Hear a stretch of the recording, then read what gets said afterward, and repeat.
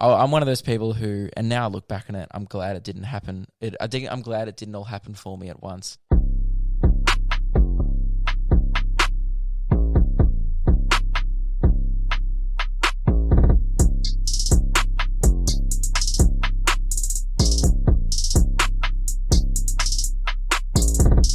Welcome to the Funny in Failure podcast, a podcast that celebrates failure and shines the light on the emotional side of comedy, with yours truly, Michael Kahan. My guest today is Luke Kidgell, who is one of the biggest comedy entertainers in Australia.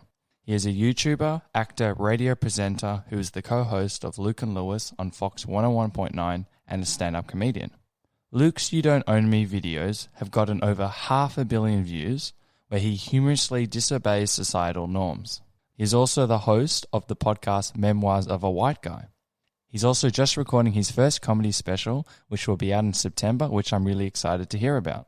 In this podcast, we talk about offensive jokes and PC culture, hustle, negativity, death threats, the weirdness of being a comedian, being yourself, hecklers, motivation, positive mindset, self-belief, and so much more. So thank you, Luke, for coming to my place today. Thank you very much for having me. This is the nicest residence that I've ever done a podcast in. I'll let my parents know. If anything, they probably could have got a nicer house, but I've spent all their money. So. Oh man, it'd be hard getting a nice house than this. This is great. And I'm a very fortunate little boy. You are, and you should be thankful of that. And I also am a very fortunate little boy because I'm born in the most livable city in the world, and I'm white. So it's also good to be us. Yeah, everything's going our plan. Yeah, that's why we can do podcasts in the middle of the day on a Friday. We've hit the dream. Yeah. So I always start this podcast with a bit of a brain teaser. Yes. A lot of people go crazy because they can't really solve this one. I hope you're ready. I'm terrible at these, damn it. If you're on Tinder, what would your bio say about you? I've never been on Tinder. Oh, really? Yeah. That is a surprise. Is it? Do I look like a bit of a fuckboy, don't I? Yeah, absolutely. Yeah. I thought you would have get a lot of content of Tinder. I know I have. What would my bio say? Are you single, if you don't mind me asking? No, I'm not. And that's why I don't have Tinder. Okay. You wink if you're actually on Tinder. I'm not. Oh, he winked. Oh. What would I say? This is why I don't have Tinder, because it intimidates me, and I don't know how to be funny. In 10 words. Yeah, it's very hard. I probably would be like, hey. Sup. I don't know. That's why I don't have good game. What would yours be? You've clearly had time to think about it. I've had ridiculous ones. And what's your current one? I'm on other apps, so you can't really have one. Like Bumble. Yeah, all that stuff. It just says that. You're doing it all. I'm doing it. Grindr, a lot. Oh, man, Grindr's killing it. Yeah. I'm just there for friends, obviously, like everyone else. Yeah. That's what I cannot stand is people that say they're on Tinder for friends. It's the most... No one's there to make friends. No, it's ridiculous. And some girls will actually say, I'm on Tinder to make friends, just like I'm there to watch porn for the storyline. And I found that was an instant super like, if you know what that is. But they didn't match back with me. Yeah, we've had some interesting experiences. Well, I feel like that's another reason why I don't do it, because there's a lot of other comedians going talking dick pics, Tinder stories. I've never got into the dick pic. I do have an Uber bit. That's a common trope that people do on stage. I do in this year's show. I do have an Uber bit, but I would say it's different to other people's Uber bits. Oh, great. Yeah, but I would say that's one of the main things that comedians do is Tinder, dick pics, Uber, and just relationship stuff. Really, yeah, they're just the standard, and you want to be different amongst the herd. I'm just not good at that. I'm not good at being a normal human, clearly. I feel the same way. So you have a self-proclaimed whitest podcast on air called Memoirs of a White Guy. Well, I just assume, I don't listen to many other podcasts, but I talk about, fairy bread, liking Blink-182. Okay. That's pretty, that's white stuff. I eat 7 Weet-Bix every morning. 7? Yeah, it's 2 less than Brett Lee, so I'm close. I'm coming for you, Brett, but not yet. Yeah. I need my mum to buy bigger bowls. Yeah, we'll and blame maybe it on the mum and exactly. not your weak appetite. Yeah. But yeah, I would say it is one of the widest podcasts, which I don't know if it's a good thing. I don't know if you should be bragging about race-based things into 2019, but I'm flying the flag proudly. Maybe I'll have the second widest one then. Yeah, because I'm a guest on it. You're also a radio host, a YouTuber, an actor, a meme lord / connoisseur. Yep. You were voted on Radio's Today's as top new talent to watch, and you're also a stand-up comedian. Yes. If I would have told you that when you first started out in your comedy career that you would have made it this far, how do you think you would have responded? I would not have believed you. And I haven't even made it that far. I think I just had such low expectations that I was like, man, if I ever do a gig that's not an open mic, I can die a happy man. But it's like a never-ending pit where you achieve a small level of success and then you want more? Yeah, and then you always want the next thing. Like I came off like a sold out national tour last year, and I was like, congratulations, great, well, thank you. I wasn't really trying to brag, but I was just like, Look at this arrogant fuck. Yeah. And then I was like, fuck, I'm good. Anyway, but yeah, I was almost thought like, what's next? Kind of thing. Like I always just want the next thing, and I want to do it bigger and better next time. Which, as I get, that's what keeps everyone going. I've even Hughesy's like that. Like that dude hustles. He's Dave Hughes is probably the biggest comedian in Australia. Has been for the last 20 years, and it's because he's always. You've probably seen him at the Comics Lounge a bunch of times. Yep. He's there on a Tuesday trying new jokes. He hustles, and he does it for free sometimes still, and that's why. And I think that's what keeps everyone going, because everyone just wants the next thing. And how have you found your motivation along the way? Like, because stand-up, for example, is meant to be the most isolated form of creativity to a degree. Yeah. Maybe you've got a team that help you with your jokes, or you No. speak to Lewis or someone I else. mean, yeah, I've got people around me, like other comedians. We all work on bits together sometimes. Like Lewis and I do it a lot. I do it with a comedian named Joseph Green. We write together a lot. But it's more just like, you not like you really write jokes for other people. You're like, oh, I've got this bit. And then you tell them the bit and they go, oh, instead of doing that, why don't you switch that? And you're like, oh, that would make it better. So it's little stuff like that. But most of it is done by yourself. So it's kind of a self-motivated thing. Like no one's going to get you good at comedy. The only way to get good is to go out and do gigs each night. So. And have you always been motivated, or are you always able to pick yourself up after, let's say, like a bad show? Yeah, like with comedy, I've always been motivated. Not in my life. Like I hated school, didn't try, because I just was like, I don't care about this. But as soon as I found something I wanted to do, then yeah, I've been motivated pretty much since day one. Oh, amazing. To make it work. Well, because I was just like, I don't have a backup. I don't have a degree. Like this is all I have, which is so sad. So if this doesn't work out, like I'm screwed. So did you have a plan B during school? No. But I came out of school and I did a Bachelor of Music Business. Oh, very nice. Which is, no, at Box Hill, at TAFE. And did you learn much? I learned that there's not a lot of money going in music right now, and I quit. There's actually more probably money going in comedy. Comedy's booming at the moment in Australia. And even in just around the world. Since even the last 2 years since I started, I feel like comedy's become cooler. Like it's cooler to like comedians. Do you find that people don't find you cool when they meet you? I think people are often, I don't know, it depends what kind of demographic. There's some people who come to my shows and they're like maybe like 16, 17, 18 years old, and they're maybe quite impressionable, and they go like, wow, like I'm in the presence of Luke Kidgell, and I'm just like, what up? Like I'm just a guy. Yo, this party's lit. Yeah. So like I feel like some people have that idea of you in their head and they build it up a little bit. And then I feel like most people just go like, oh yeah, he's just a guy doing what he likes. And that's what I want.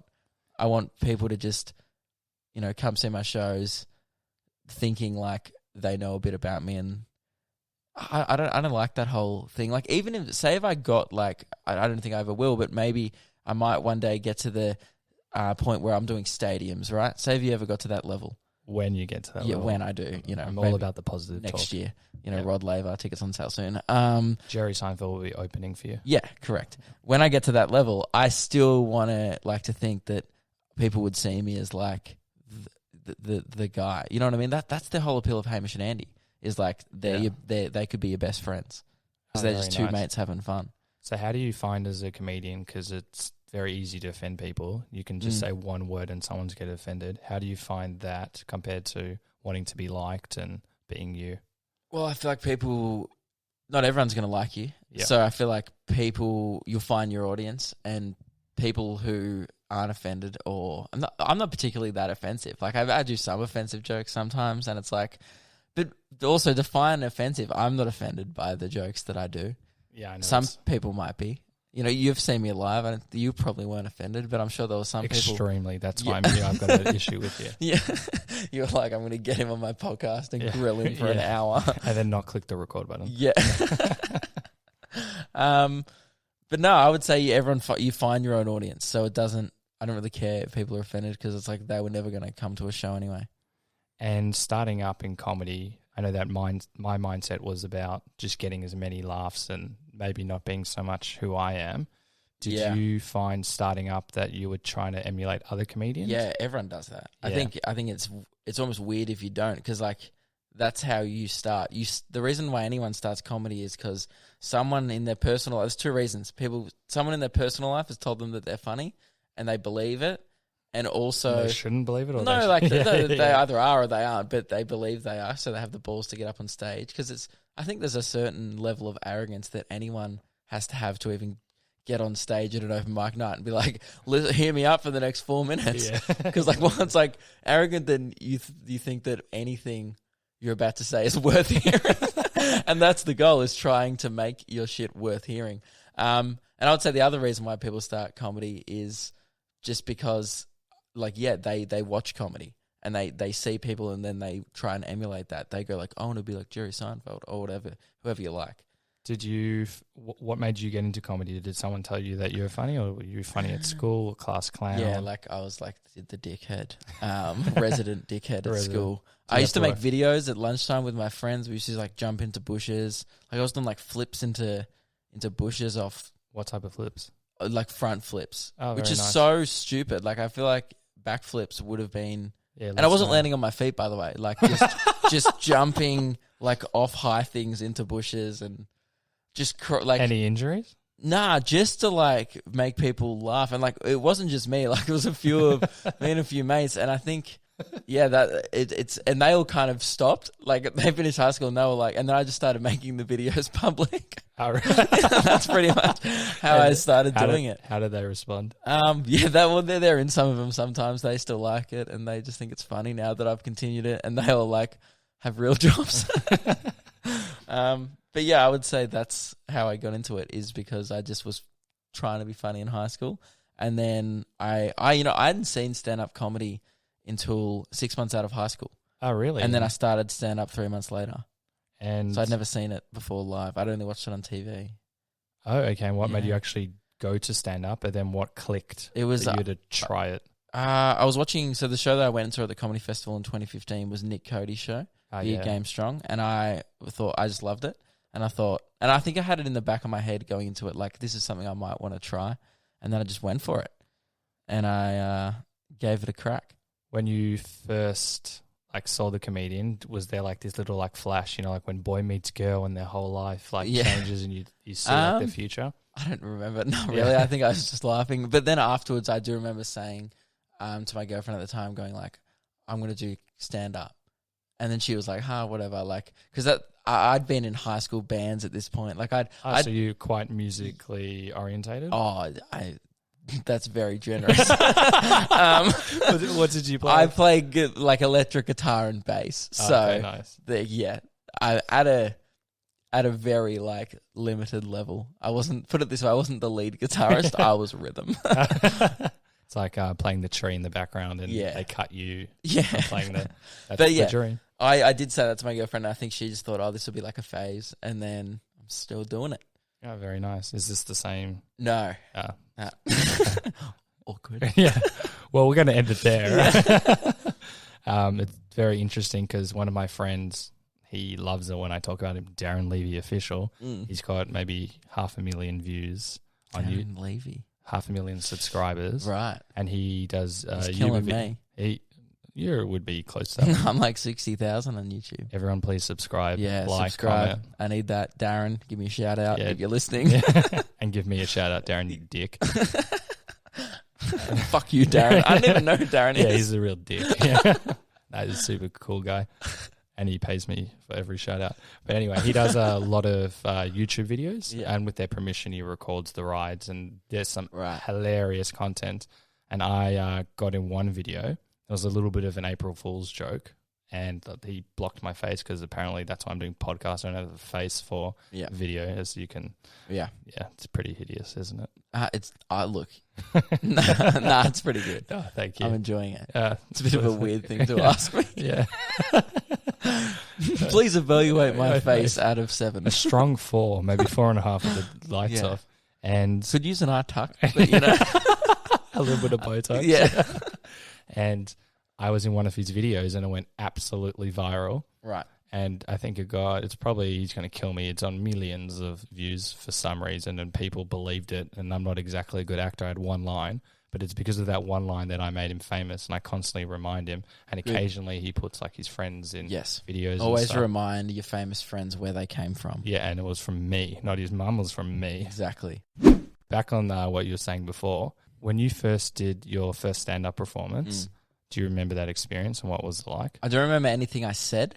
Because you were so nervous? Or? Yeah, like I just never did that material again. Like it wasn't good. I think I remember talking about something about Back to the Future. I think I had like a really shitty time traveling joke, and the punchline at the end was like the joke was probably like, get it because you time traveled or something like that. Like it sucked. But I remember like getting a few laughs throughout it, and then that was enough to get me to come back the next week. So like I just was like, oh, here we go. There's something here. And then I wrote a new 5 minutes for the next week. And then completely new in like a week. Yeah, it was. Well, I mean, it was pretty shit the first 5. But yeah, I don't really remember it. No, I just remember like you would have noticed this as well. The first time you go on stage is everyone gets a shock. You can't see the audience because the lights are so bright. Oh, it burnt my eyes, and I couldn't. I tried to take the microphone out. I just ripped the stand out. Yeah, and I got more laughs than any of the jokes that I said. I'll never do stand up again. Yeah, but that's good stuff. Yeah, I mean, ripping the stand out wrong. That's. Yeah, but I was like, this is not part of the act. I didn't, like, coming from a very brief improv background. Yeah. Now, if I was to do that, I'd probably do a bit with the mic or... Yeah, maybe screaming this isn't part of the act is a great improv. But maybe people thought that was the bit.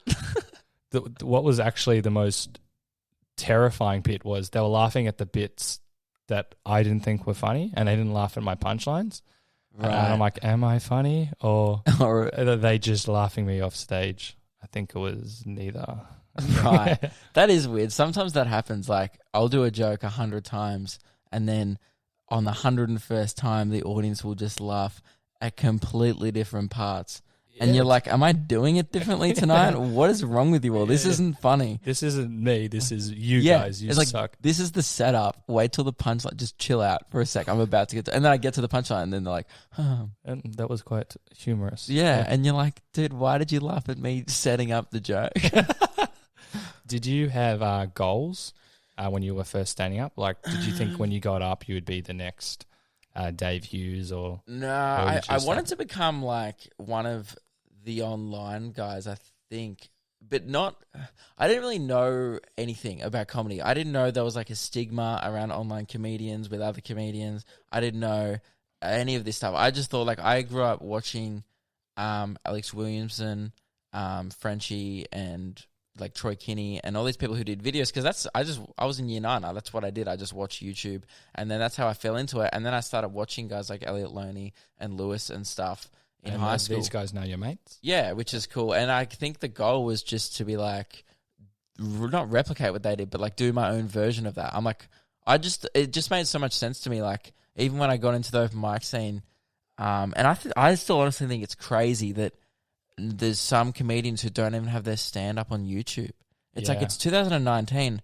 How are you expecting people to come to your shows? No one's going to buy a ticket to your show without having watched a snippet beforehand. No one's going to spend $20 on you without giving a little teaser. It's like you wouldn't go see a movie, maybe like see a movie you'd never heard of before the trailer. You might go see like Star Wars, and because you know what Star Wars is before going in. But if it's just this random film, you'd be like, oh, watch the trailer, see if I'm going to like it. You need to put out a little thing. And I feel like that's what we do all year. We put out a trailer once a week. So I put out videos once a week, and then in the hope that at the end of the year people come. So that's kind of what I wanted to do, because that just made sense to me at the start. I was just like, yeah, I'm going to do videos, because I saw it working. I saw Alex Williamson making videos and doing stand-up. And I was like, well, that's what I want to do. I already make videos. How could I make this, get people to come to see my stand-up? So that was the goal. I got a few questions there. With your videos, do you turn that video into a stand-up component, or they're very different? I have uploaded like a lot of me doing stand-up, like on YouTube, especially recently since I've been promoting the tour. But yeah, I even like sketches and stuff. I feel like we live in a world now where you literally have to entertain people for free for an entire year for them to spend $30 on you at once a year. And how does that make you feel?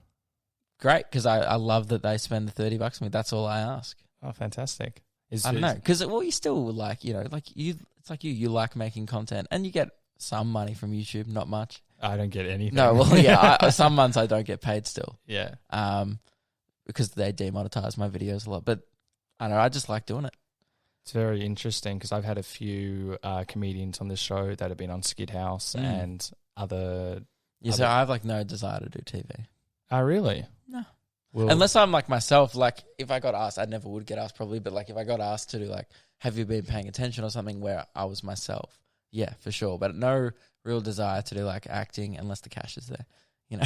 So if I gave you $1 million. Oh yeah, play. For cash, anything. Okay, I will sell myself. What's the lowest? $20, $50, $1,000? Like if you got offered, say, pretty good money to act in a show, then of course, yeah, like a few $100 a day. Okay, so I would do an ABC show, whatever, if they were paying. So my writing partner and I, we write a TV show called The Millennials, yep. And it's like Seinfeld on ice yep. or heroin or whatever the kids are doing these days. We're going to get you to play the most fucked up character that's not you on it then, and just for the lowest amount of price, just to see how far we can. Then no. Okay, we'll pay you very well. Yeah, well, you know what I mean. Like because I don't know. I've got my own audience, and that's still what I'm trying to build. So I figure it'd be better use of my time to build that own audience. And have you had anyone help you with your marketing of your videos, or did you just see from like trial and error what works and what doesn't work? No, like just trial and error. It took me years. Like it took me about 1.5 years to get a video that got over 10,000 views. I read one that went very viral. Yeah, I have one that's, I mean, you know how like things get reposted everywhere. I worked it out. It's probably now up to about 600 million views. So like well over 500 million. But that's not on my thing. That's like everywhere. Because it got like 20 million on mine. It got 50 million on Lad Bible. 20 million. You're just like, yeah, I got 20 million. Yeah, well, it got like 50 million on Lad Bible, 40 million on Unilad. Like, just like, we're talking huge numbers on Viral Thread. And then I see it sometimes. It gets posted every single day still on. I also saw it uncredited last week for like 8 million hood clips on Instagram. Did you abuse them? I don't care. I don't want those people anymore. Yeah. Like, the video is me ignoring signs to a song called You Don't Own Me. And the type of people that attracts aren't the people I want watching the rest of my content. So I should or shouldn't watch it? No, go. It's funny. Like at the time, now it's just a thing where it's like, it's a thing that I can't outlive really, because I'll never be able to make a video that big again. Oh, we'll see. Oh, that's pretty next level viral. We'll see. Maybe when you have your next Netflix special. But that's not getting 500 million. Maybe like the new you dancing to something ridiculous or you falling down the stairs. Only thing. That's the thing. That's the only thing that actually gets views on the internet is I'd have to like get attacked by a dog or something like that. Barney, come here. That would be like the only thing that would be go viral. Like Luke gets attacked on podcast like by miniature harmless We're labradoodle. We're not filming this, man. It'd just be great audio. Get in here, buddy. You're like, oh dear God, help me. For what you were saying before, so I've had a few comedians and they were big, and they probably still are now, like big time comedians back in the day, and on their YouTube stuff there's hardly anything, and it's like people. But that's because their audience isn't on YouTube. Their audience is also me. It's like they'd be relying on, let's say, your Skid House and your other stuff. Right. I just think they've been a bit slow to the game, if that makes. I think people don't see the value in it yet, and I think it's crazy because Australia's 10 years behind America. Like there's guys in America, like huge stand-up comedians, like you might have heard of them, like Chris D'Elia, Theo Von, Brian Callen, and all this stuff. Theo Von rejected my request to join this podcast. So did he? He just ignored it, so I'll always remember him. He's coming to Australia in May. We will contact him then. Yes, I would have another crack. Yeah. But yeah, those guys are all huge online. They do have, some of them have 3 podcasts each. They all have a podcast. They have millions of followers on Instagram. They post every day, and then they're selling 3,000 tickets a night. Like Chris D'Elia and stuff. You should see the venues that he's starting to do, and that's only in the last 2 years.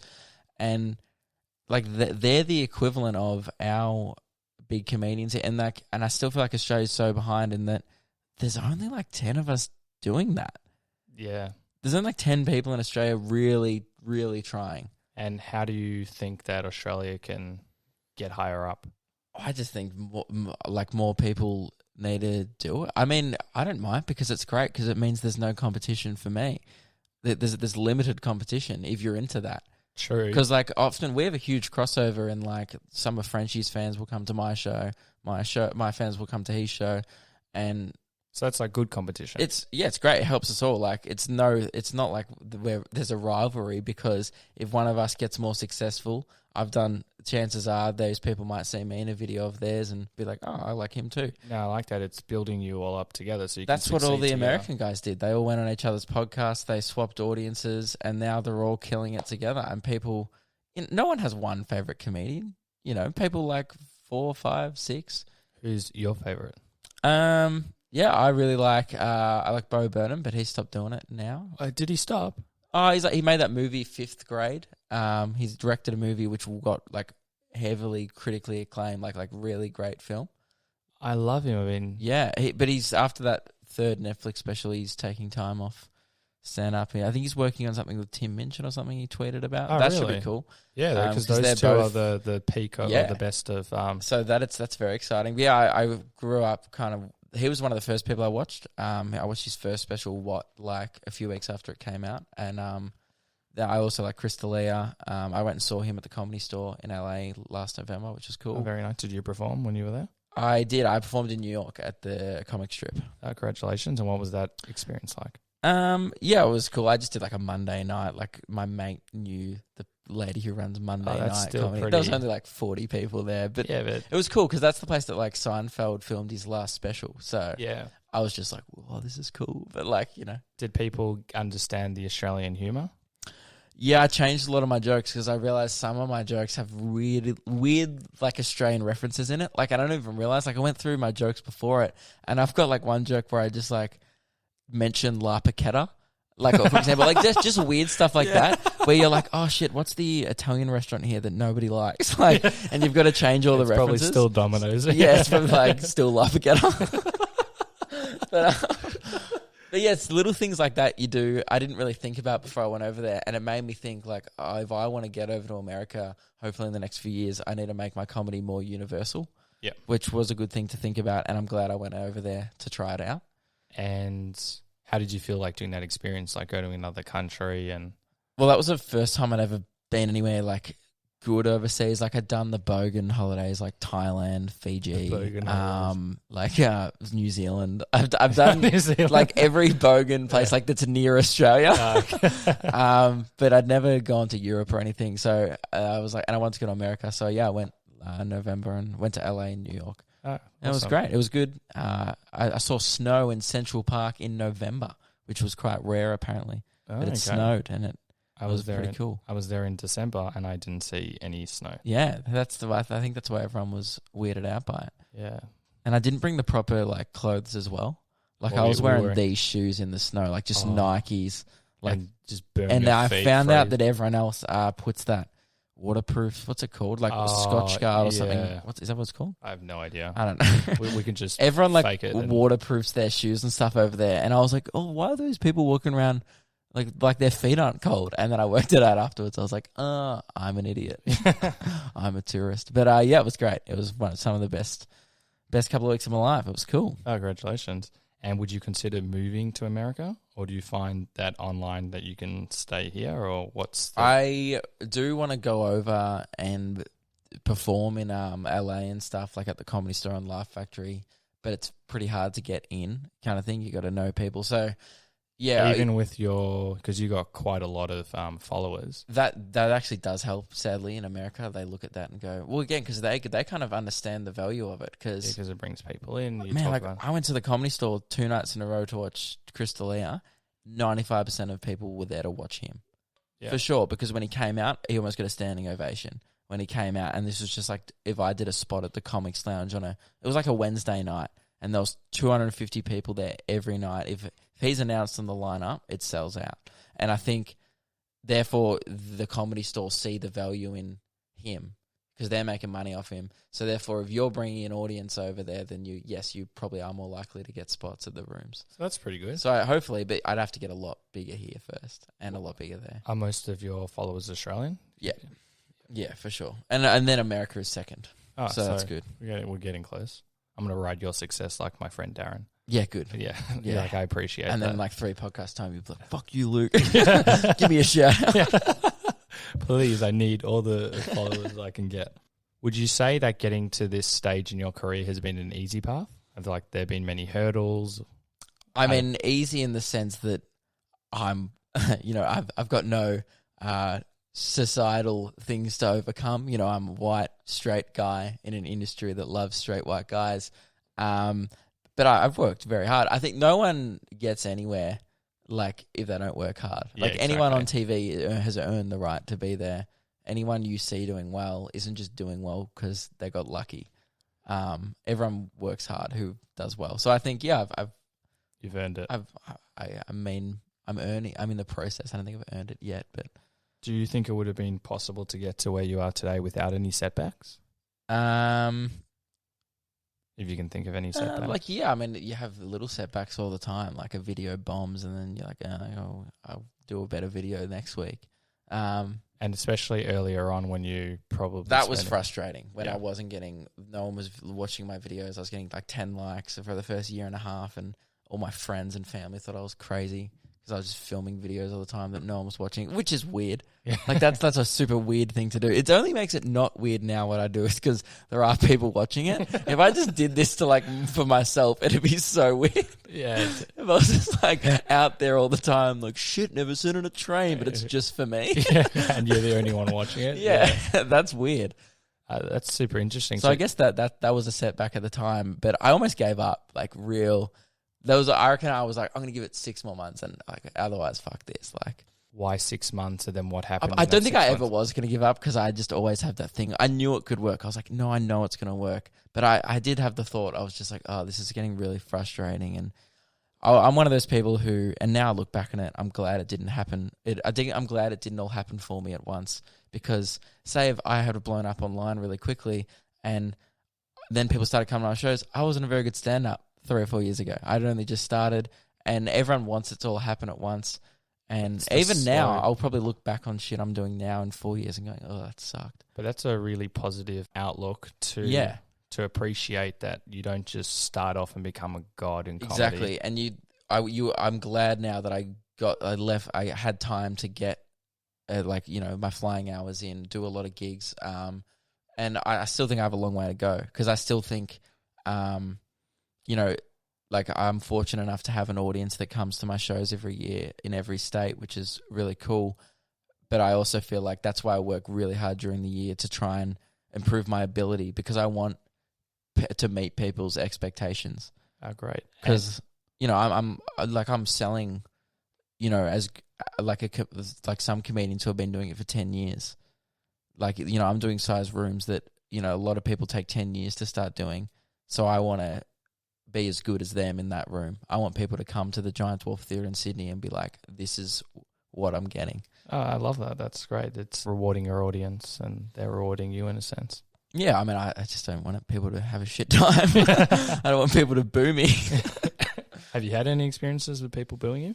Nah, not booing. Like, all these comedians have stories where they're like, things get thrown at me. It's like, that's never happened to me. Why can't I be that bad? Yeah. I've been heckled before, but never like you suck. How do you find it when people heckle you? I love it. Great. Because usually they're contributing. Yeah, but sometimes you get that drunk that... Oh, yeah. One time, actually, it was on film. It was at Lewis's stand-up special, and yeah, that was just a kid. He just kept talking throughout it, and then I'd literally get to a punchline, and he'd be like, ugh, and just yell something you couldn't even understand. And then by the end of the set, it was one of those ones where it gets awkward in the room, and people at the back start yelling at him, like, shut up, like, let him do the show. Yeah. And it's so hard to get an audience back after the mood has just been killed by and this was being recorded. Like this was all being recorded so I can upload these clips. So one night of that recording was completely useless because this kid just kept yelling out. That was probably the worst situation I've ever had. And in hindsight now, I look back on that now I'd probably handle that a lot better. At the time, it was the first time I'd ever got professionally shot stand-up, and I was really excited to and wanted to nail all these bits, and I let it get to me. Yeah. Because I was like, oh, shut up. I'm trying to get these filmed.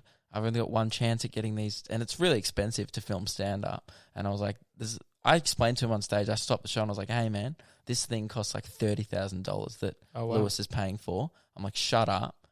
We're trying to, because literally, if someone had done that the next night, I would have probably lost thousands of dollars, because one of those clips from the second night when no one did heckle ended up getting almost 3 million views on Facebook. Congratulations.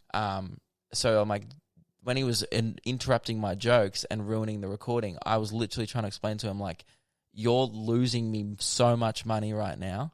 Not that it's about money, but I'm dude, this hurts my career. You might think you're being funny in the moment, but I'm like, I actually give a shit about this, which is not funny. If you have to do that, if it gets to the point, for about 5 minutes, I was joking around with him, wrecking him in a funny way. Yep. And then it gets to a point where other people are going, shut up. And you have to be like, hey, man, you're actually ruining other people's nights now. So could you please be quiet? And then I think he just got kicked out. After that show, because, you've invested a lot of time and energy, how do you kind of pick yourself up? Because that'd be pretty I was, and then I had to go out the next night and do the jokes again properly. And I was nervous the next night because I was like, I got one take at this because last night it was shit. How did you pump yourself up and get in the zone? I just was like, nah, new night, new crowd, this is awesome. And I was excited again and it went great. So, yeah. So have you always been super positive? I'm the type, my rule is you can be shitty on the way home, on the drive home, and then as soon as you get home, wake up the next day, boom. Oh, amazing. That's my thing. Did you ever lose sleep over a bad gig?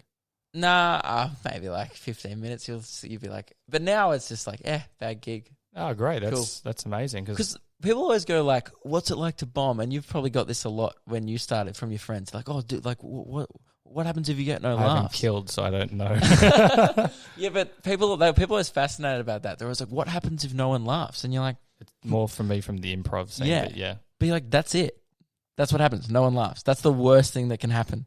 Yeah. It's not that bad. If you can deal with that, then that's fine. But you put that into perspective really nicely. I'm sure early on in your career, if you didn't get a laugh... it probably did bother me a lot more. Yeah. But now, man, I've bombed so many times, I don't give a shit. Is it now funny now? Yeah, dude, now I think I don't never bomb. I never tank, even if I'm not having a great set, I now bomb with grace, where to the point where you can actually start killing from the bomb. You just acknowledge how shit this is going. Yeah. People start laughing. You just ditch all your material and go fuck this. You start trashing you start trashing yourself. You start being self-deprecating. I've turned a set around before halfway through, and I feel like that takes a few years. That takes about 50 bombs to work out how to bomb properly. Or not how to bomb properly, how to try and turn it around. And with self-deprecating humor, how do you find that? Because some comedians find that they don't like doing that anymore, or they actually they offend themselves. Hard enough. How do you offend yourself? It's just they're like, you know what? I'm better than this. I don't need to. Do you just see that this is comedy?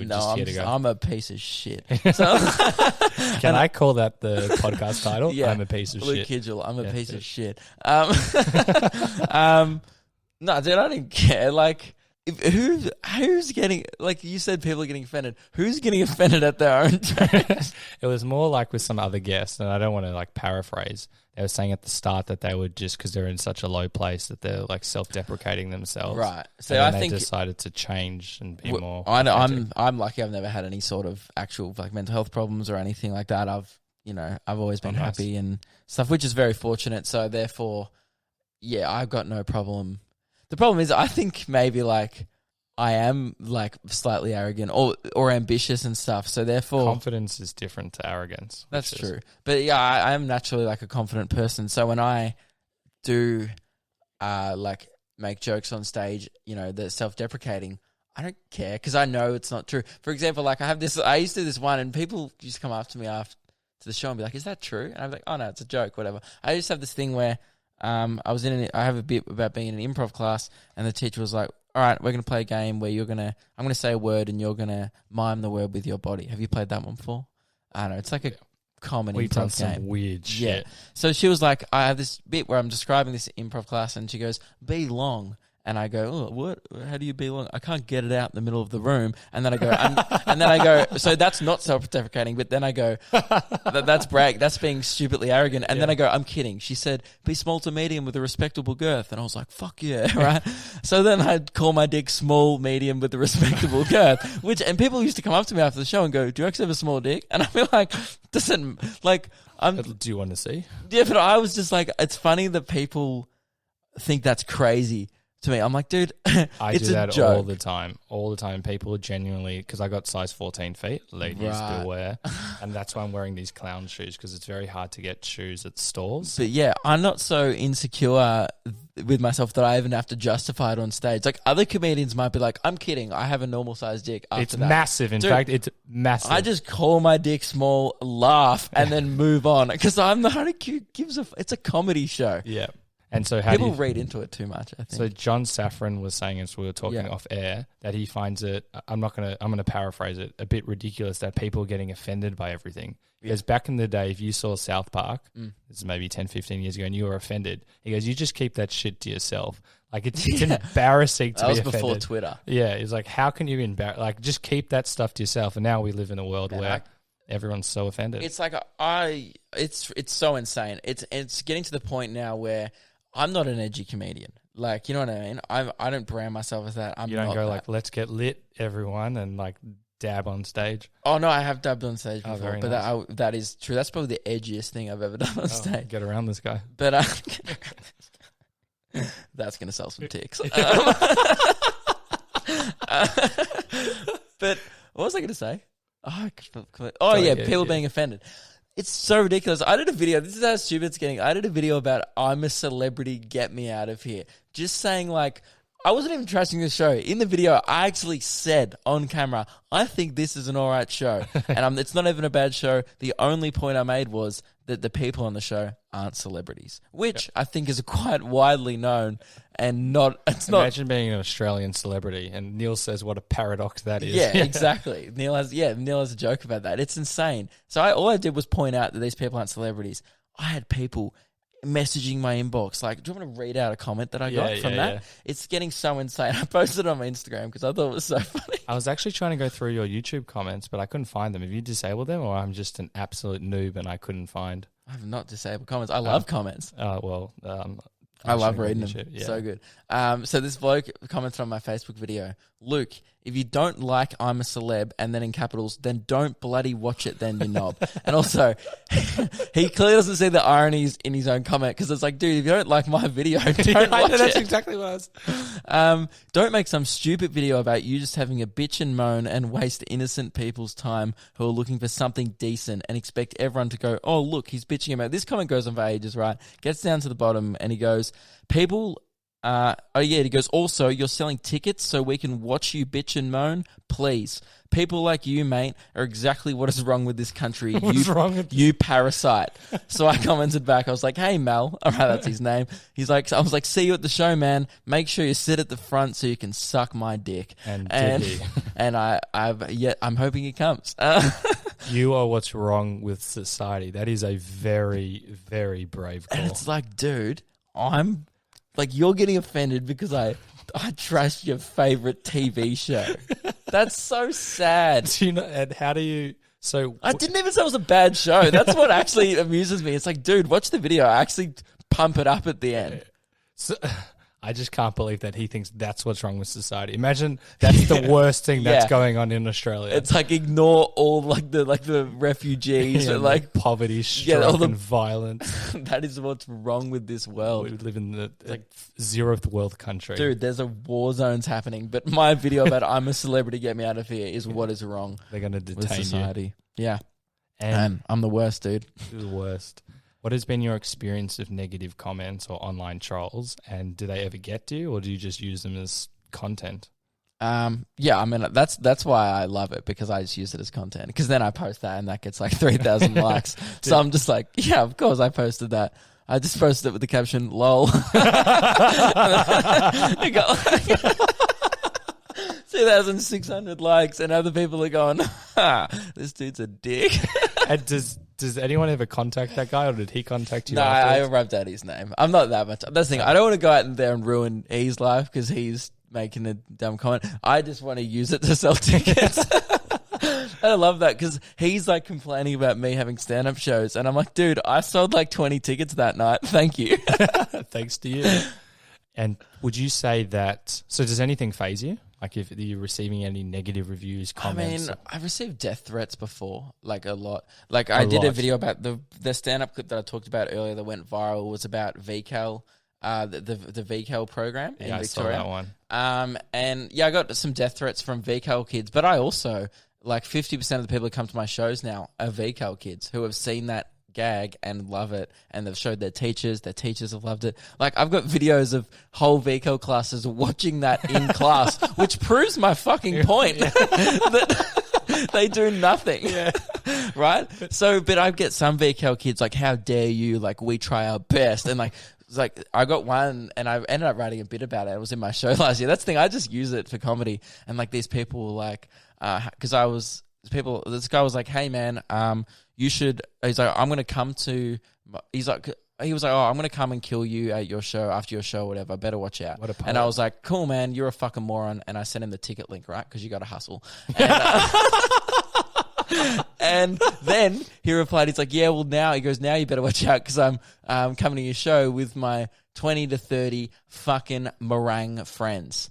And now I assume he meant to say morons because that's what I said to him. Yeah, I was just like... But I also like to imagine... meringues are very nice. That's the thing. I also like to imagine the possibility that he's going to come to my show with 20 to 30 meringues. Be like, I'm sorry. Yeah. You just had it to you and you eat it on stage. That's the thing. So like when people do that, at the time...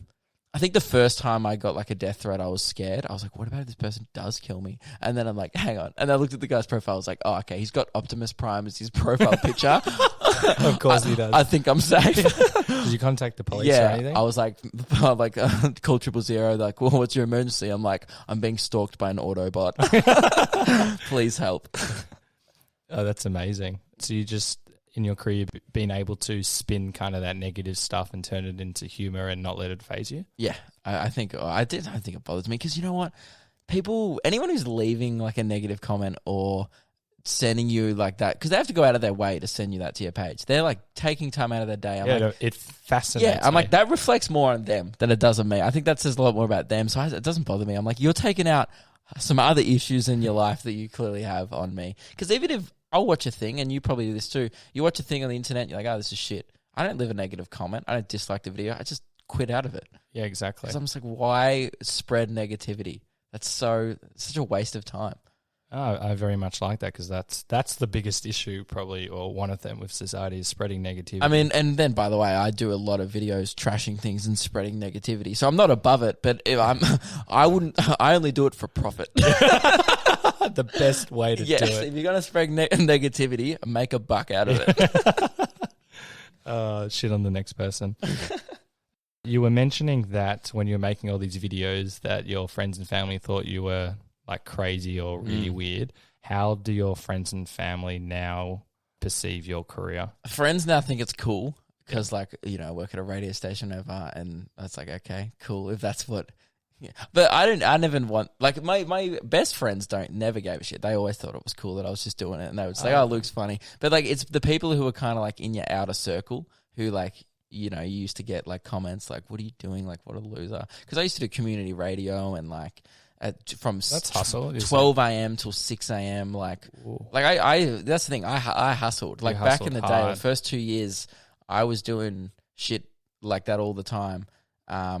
To build skills now that I'm glad that I did because... Amazing. And it's nice, sorry for cutting off, It's nice to know at a young age that you still had that maturity to be able to know that there's a few skills that you need to learn. That's the only way to get good at something is doing it over and over again. And but then the way my family kind of got on board, they were always supportive, but I think back of their mind, as any mum and dad would have, if they're watching their son pursue something delusional and crazy and not having any success, they're supportive to a level, and then also go, hey mate, have you thought about going back to uni or something like that? And then once once mum and dad saw people coming to shows, like from the YouTube clips, and I started selling out shows and stuff, they were like, oh, I get it now. Because they don't really understand the internet. Yeah. It's the same with my parents. Yeah. When I left, I was at a pretty big accounting firm, and it was a very stable job and all that. And when I left, I copped a lot of, I've spoken about this before, a lot of people like, why would you do this? This is so stupid.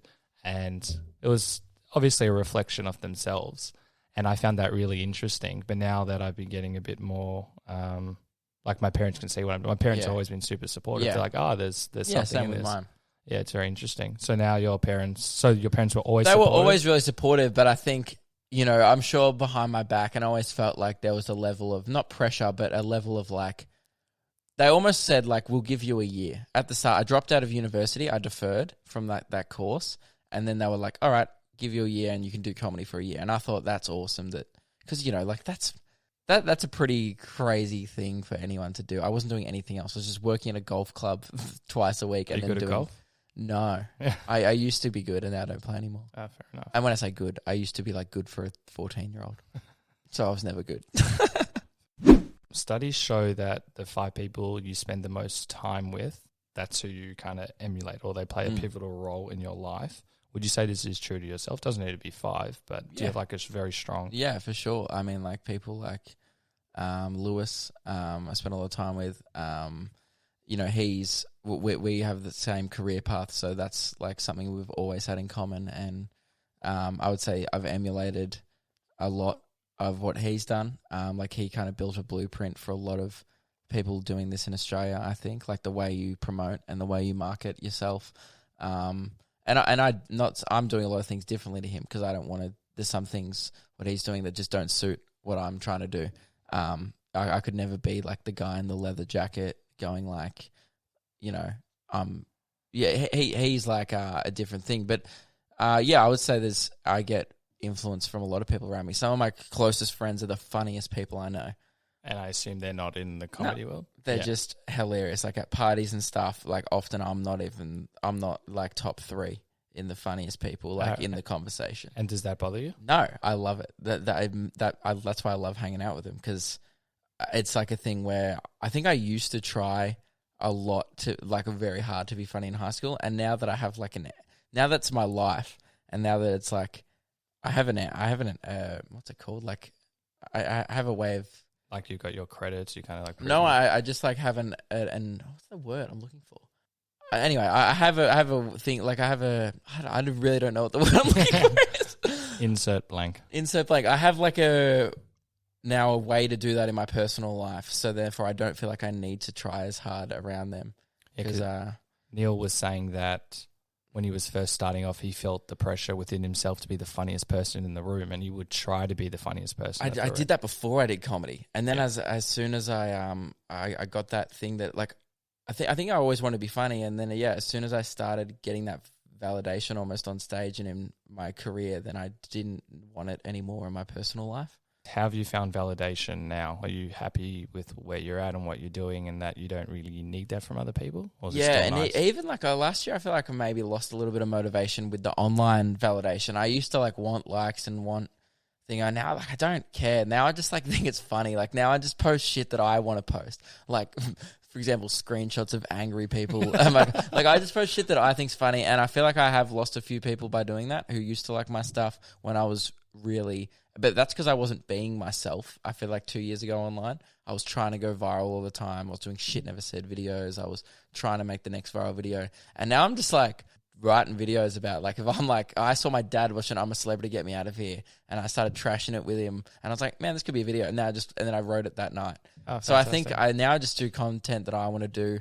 And it has lost a lot of people, but it's also made me a lot happier. And great. So yeah, maybe I think I have found that maybe not. I don't need validation, I don't think anymore. I found what makes me happier.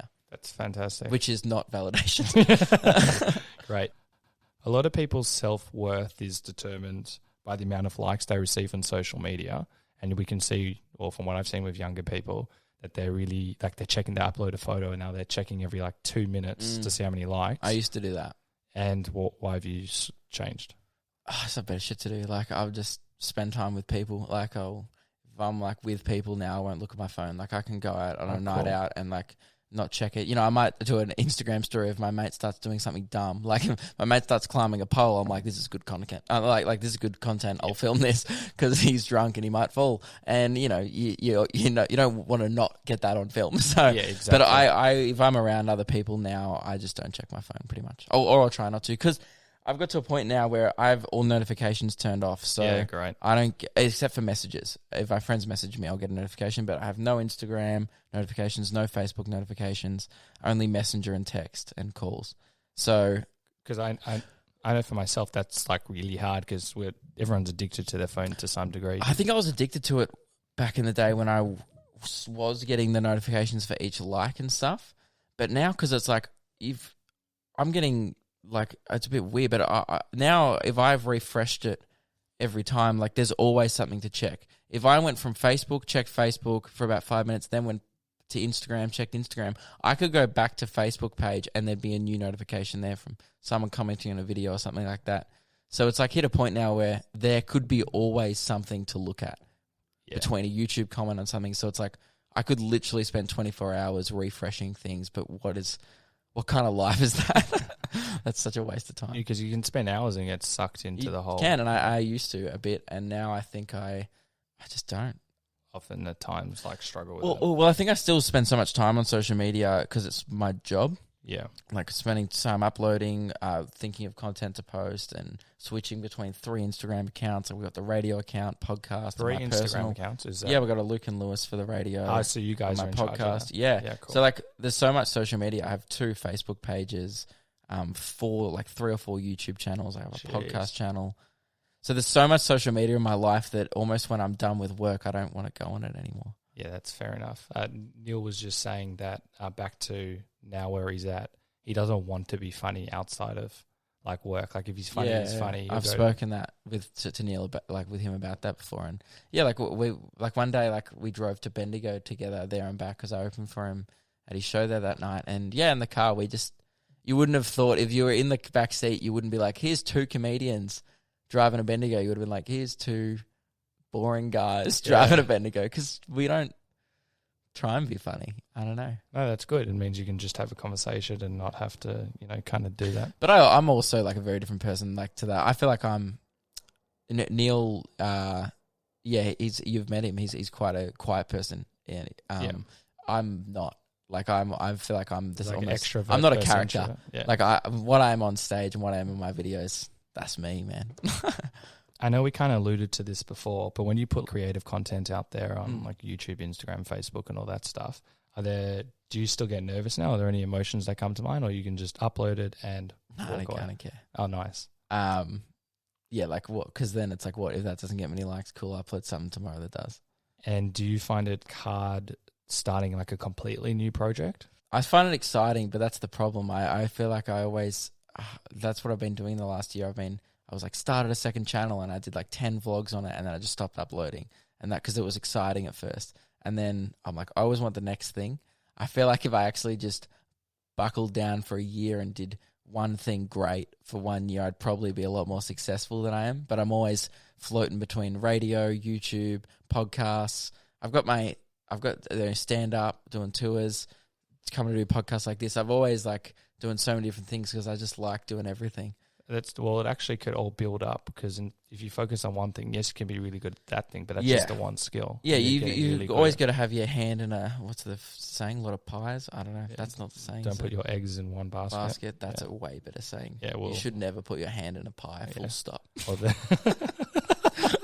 It's American pie, but that's not the hand. Yeah. We might have to cut that out. Now, Michael fucks pies. Good to know.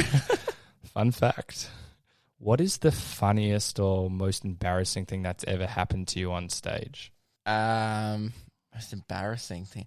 Oh, I got heckled by a dwarf at Lewis's show, and it was like, man, all these things were running through. I just copped it. Like, I was like, he was drunk, and the reason why, that's the thing, it was so annoying because he was sitting right at the front row on the Comics Lounge, which is like on the stage pretty much. If you've ever sat at the front, you feel like you're a part of the show. Yeah. It's like you almost have your drink on the stage.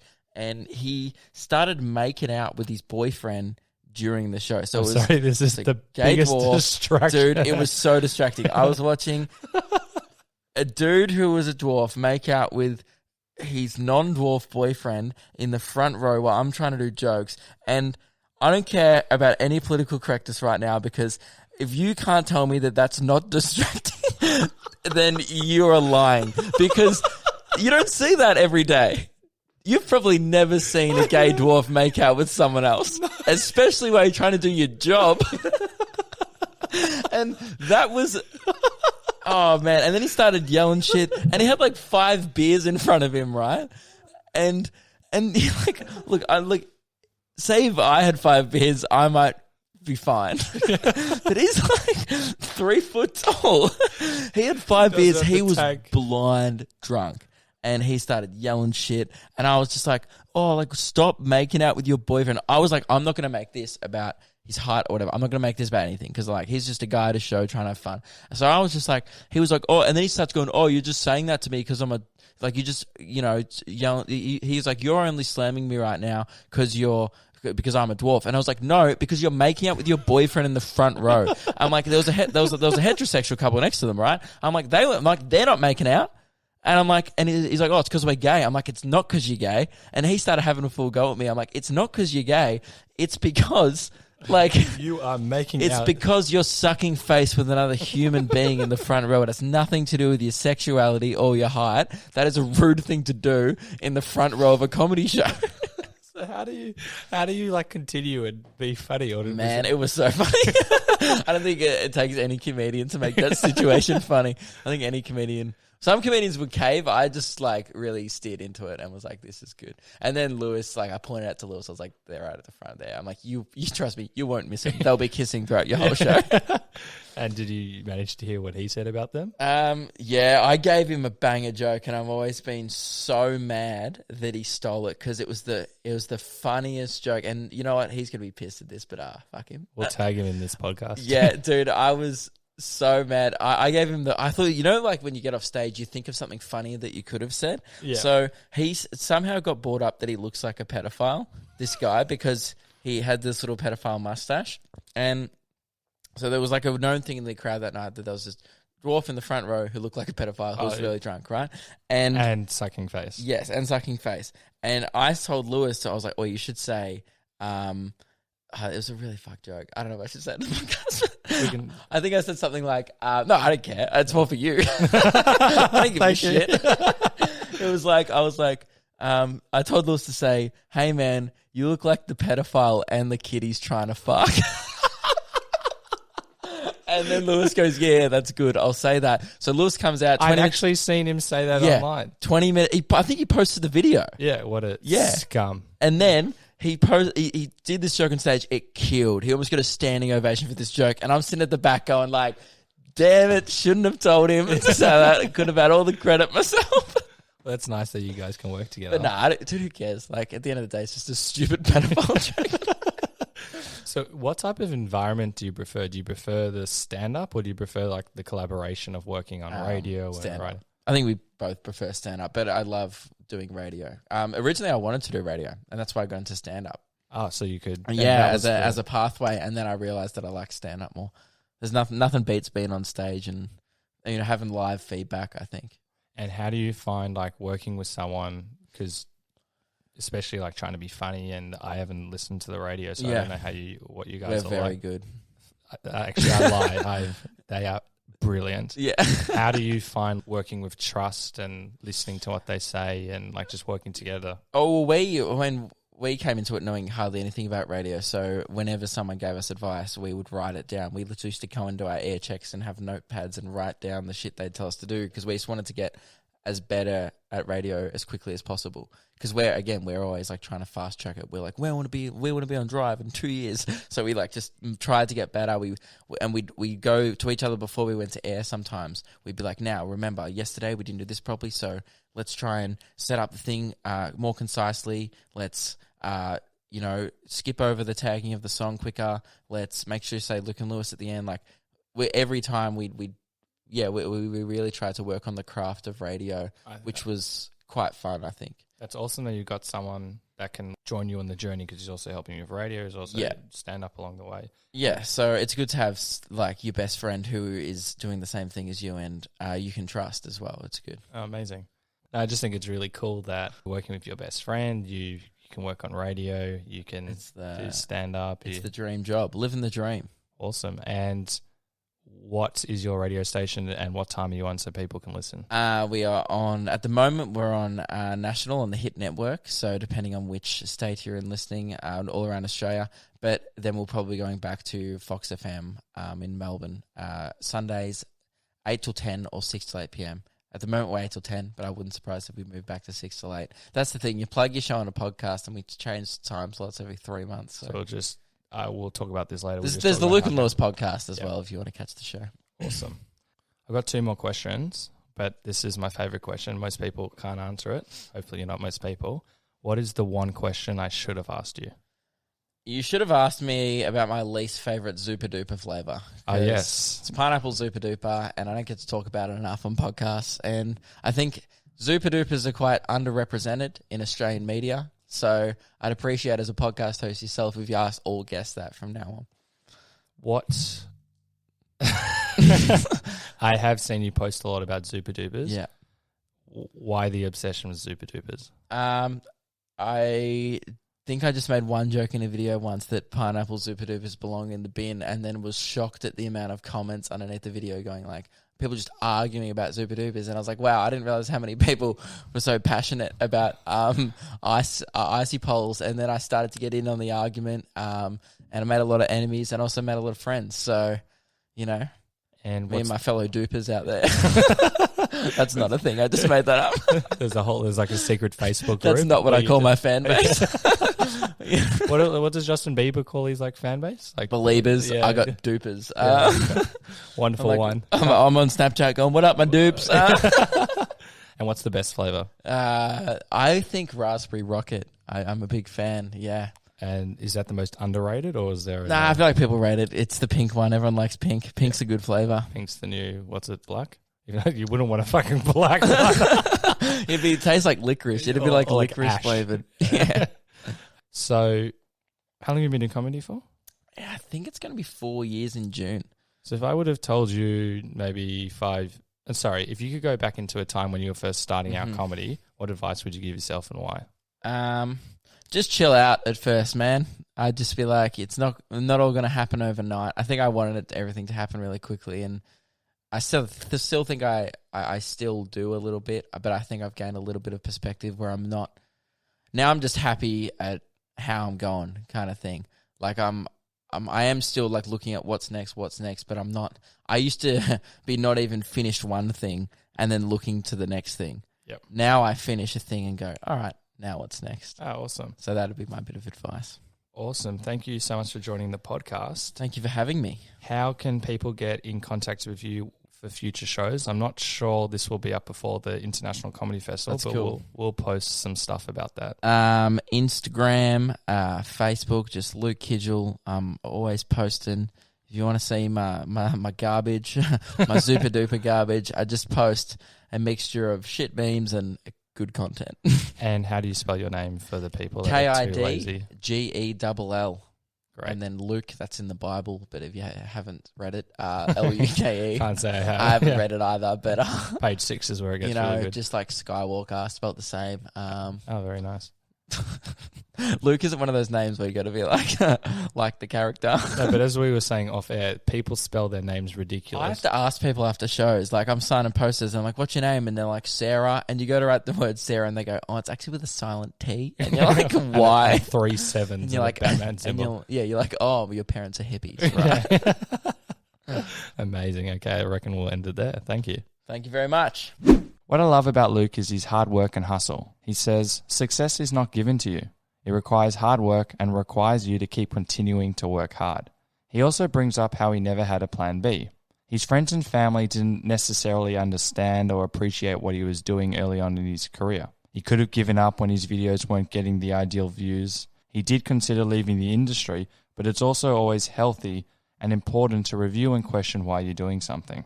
Luke is able to see how success didn't come straight away, which forced him to work hard. He's glad he got his flying hours out, meaning that he could work hard, failing often at times whereby his videos wouldn't get many views and jokes wouldn't land, but he continued to practice his craft and perfect his work without being in the spotlight. A lot of us want to be successful as quickly as possible, but Luke is able to explain that sometimes time is your biggest asset so that you can succeed in the long term and not the short term.